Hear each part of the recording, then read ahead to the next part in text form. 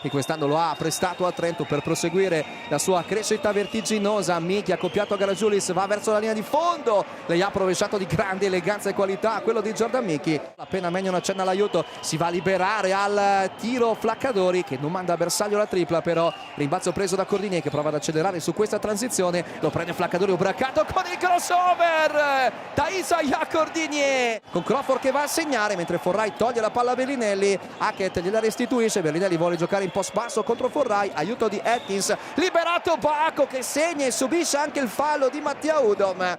Ai giocatori di Bologna, Crawford esce dalla mischia con il rimbalzo difensivo, Forrai attacca, Hackett lo batte, va al ferro evitando anche l'aiuto di Ismael Bacco. Prima gran giocata della partita del veterano italo-argentino, momento di esaltazione agonistica per il giocatore belga.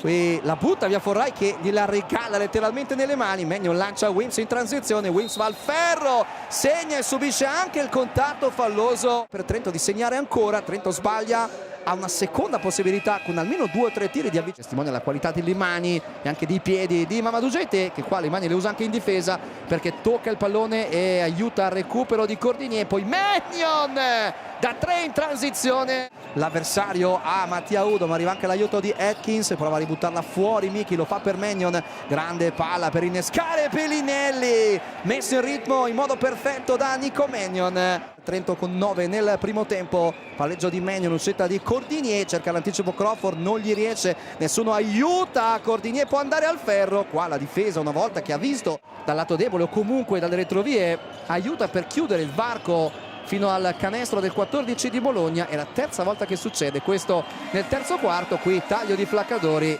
ma attenzione perché un eventuale prossimo contatto manderebbe in lunette i giocatori di Trento. Gragiulis finta il consegnato, poi invece attacca l'aria, va per la schiacciata, la sbaglia, Atkins segna con il tap-in, canestro valido, quello dell'americano di Gragiulis. Eccolo qui, c'erano Wims e Bellinelli, soprattutto Wims, che hanno cercato di contestare il tiro. Udom l'ha presa, Hackett lo ha spinto per il fallo, Crawford sulla rimessa, perso da Cordinier, segna la tripla frontale. Punti in 24 minuti, leader indiscutibile della Dolomite Energia.